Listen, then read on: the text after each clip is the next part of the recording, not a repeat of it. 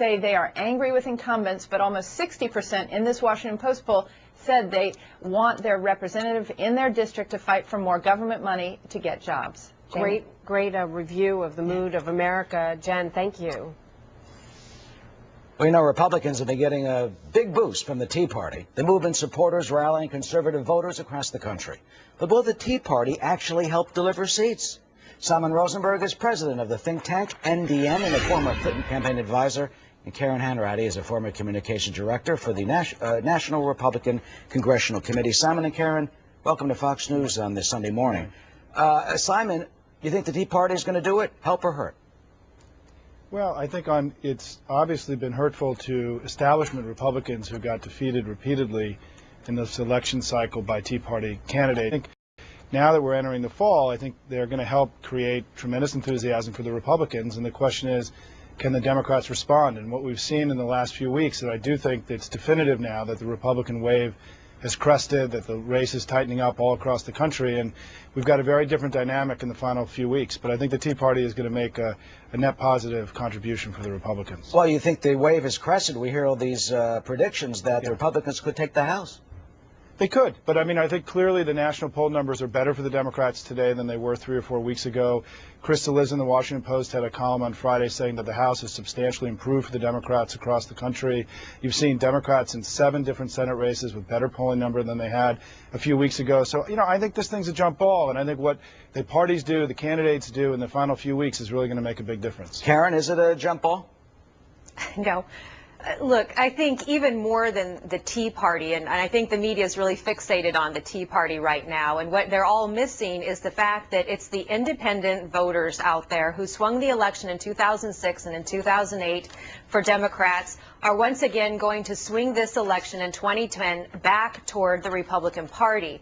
And, you know, I think we're looking at, well, if you support the Tea Party, then you're more likely to go vote. I think the bigger point is if you oppose government spending, higher taxes, if you oppose the health care bill, if you oppose all of these bailouts, you're much more motivated to go out there and vote for the more fiscally conservative candidate on the ticket, who in this case is going to happen to be a Republican. Well, that's what some of the polls have been showing. That Washington Post poll we've been talking about this morning shows like 43% of the Democrats are interested in the election. And Simon and Karen, you get 83% of Tea Party followers. I mean, in Delaware, they tripled the number of Republicans who came out in the primary.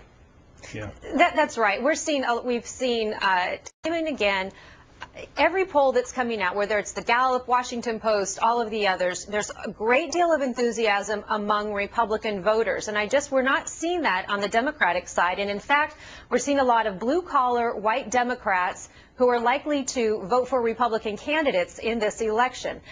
This is not something that Obama and Biden can go out there, hold rallies, hip-hop rallies and concerts to motivate voters. The voter motivation is coming from an anger at the federal government for overspending, overtaxing, and wasting a lot of money that we've borrowed from China. Simon, how come there isn't that alleged motivation among the Democrats? well, two things to keep in mind. One is that the Democrats got a lot more votes in the last 2 elections than the Republicans, and so even if the Democrats have a slightly lower turnout, they could still do very well in the elections because there's just more people who voted Democratic, substantially more people that voted Democratic in the last 2 elections. And there's not a lot of evidence that despite the Republican strength in this election that they've surpassed their 45-46% margin that they got in the last 2 elections. So I do think a lot will depend in the final few weeks about whether Democrats can reclaim some of the lost votes from the last 2 elections. And I think what the president's doing, the vice president's doing is very smart.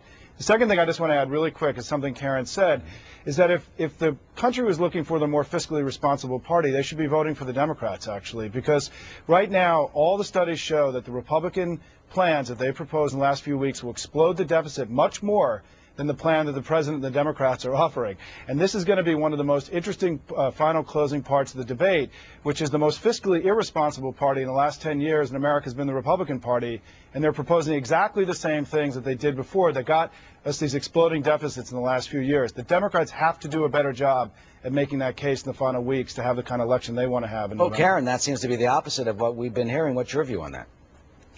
Look, it's the Democrats on Friday night voted in the health care reform bill. which really angered a lot of people. You had this Tea Party